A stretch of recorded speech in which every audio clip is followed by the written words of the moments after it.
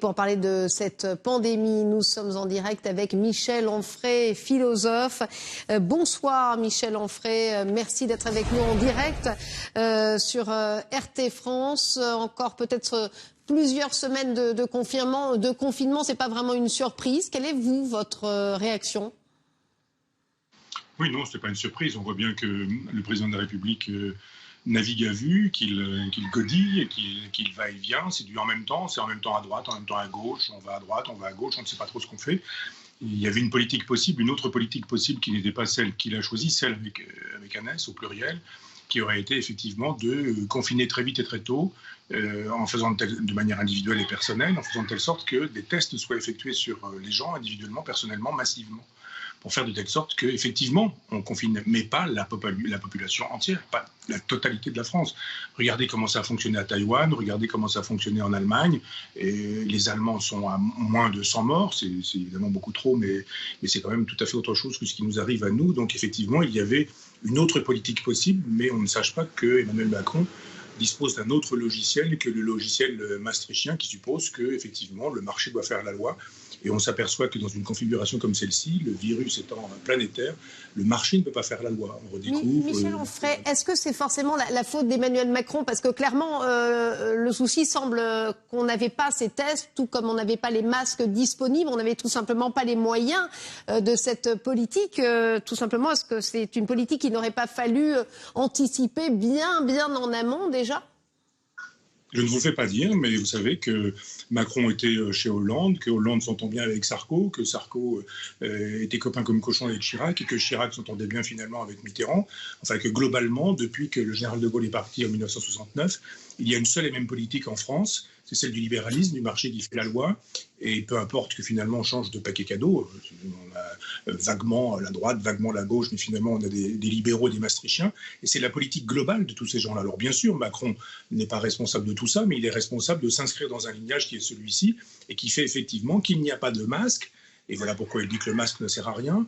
Il n'a pas non plus de tests, et voilà pourquoi il dit que les tests ne servent à rien, plutôt que de dire nous n'avons pas de masque parce que c'est l'impéritie de la France qui n'existe plus depuis qu'elle est dans l'Europe. Nous n'avons pas de tests parce que c'est l'impéritie de la France depuis que la France n'existe plus et qu'elle est diluée dans l'Europe fédérale qui elle-même vise une espèce de grand État universel planétaire où le capital ferait la loi.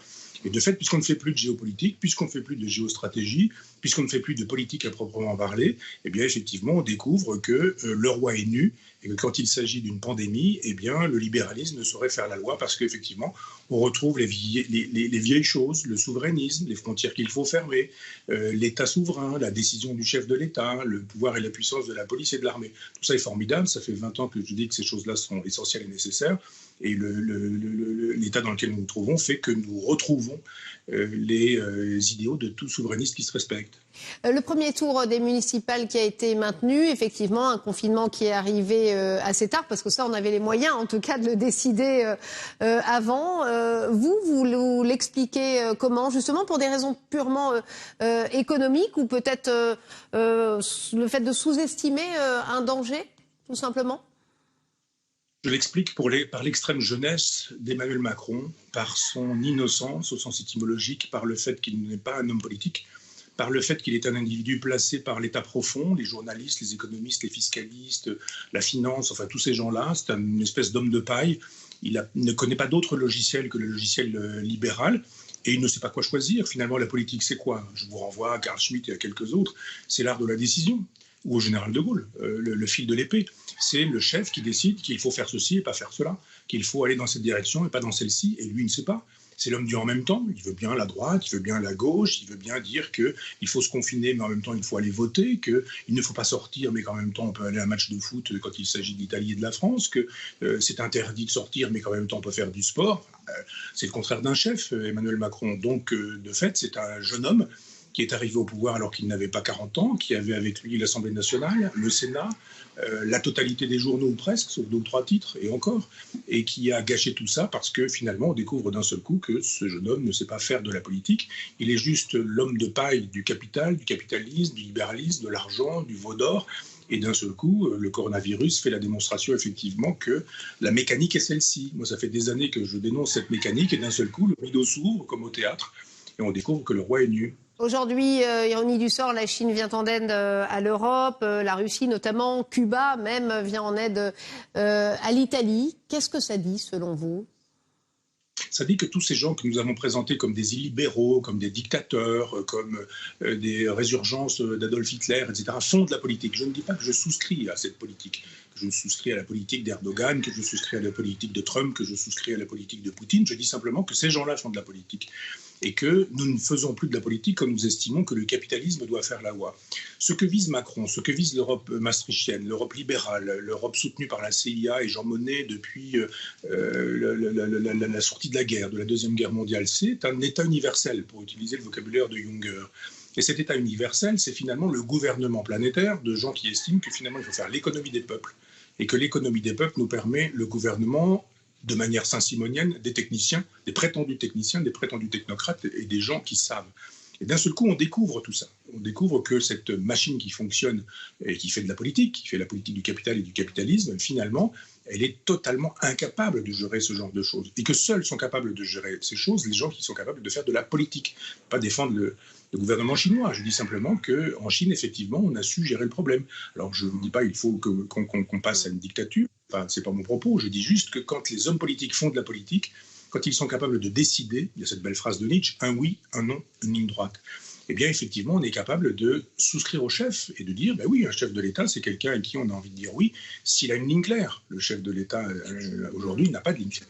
Emmanuel Macron, clairement, sous-entend un infléchissement de sa politique, a commencé d'ailleurs avec ses voisins européens, la règle des déficits qui volent en éclats, quel que soit ce que ça coûte. Pour vous, il y aura vraiment un avant et un après. On apprend ces leçons, peut-être ? J'aimerais bien, mais je ne crois pas.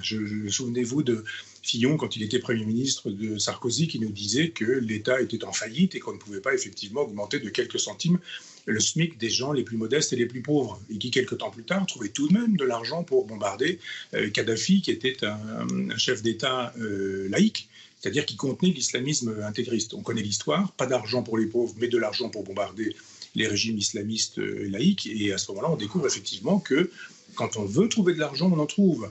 Donc on voit bien actuellement que d'un seul coup, toute l'économie s'effondre, mais que globalement, on peut trouver de l'argent pour les entreprises, pour les artisans, pour les gens qui ne peuvent pas aller travailler. On se dit, tiens, d'un seul coup, toute cette politique souverainiste... Il s'agit de vie ou de mort, cette fois-ci, peut-être. C'est une vraie question de santé publique. Oui, mais de vie ou de mort, c'est-à-dire que vous avez l'impression que quand il y avait un paysan qui se pendait tous les jours, ce n'était pas une question de vie ou de mort, que quand les gens se jettent dans l'alcoolisme, dans la drogue ou dans la dépression nerveuse, ce n'était pas non plus une question de vie ou de mort parce qu'ils étaient chômeurs, parce qu'ils étaient précaires, etc. Vous pensez que ce n'était pas un problème de vie ou de mort ? Ce sont des morts qu'on ne voit pas, alors évidemment, il n'y a pas de problème, mais le capitalisme fabrique des morts au quotidien. Là, d'un seul coup, on voit des cercueils, alors on se dit, effectivement, il y a une visibilité. Les gens ont besoin d'images pour penser aujourd'hui, c'est ça qui est assez problématique, c'est-à-dire qu'ils ne savent pas penser si on ne leur montre pas une montagne de cercueils. Si vous montrez une montagne de cercueils, d'un seul coup, ils se disent « Ah bon sang, il y a quelque chose à penser dans cette aventure. » Si tous les soirs, nous montrions le visage du personnage, du paysan qui s'est suicidé dans la journée, nous comprendrions effectivement qu'il y avait une épidémie à cause du libéralisme et que finalement le libéralisme tuait des gens. Et ça, effectivement, le capital n'a pas envie de le montrer. Les médias qui font partie du capitalisme globalement ou qui reflètent l'idéologie du capitalisme n'ont pas intérêt non plus à le montrer.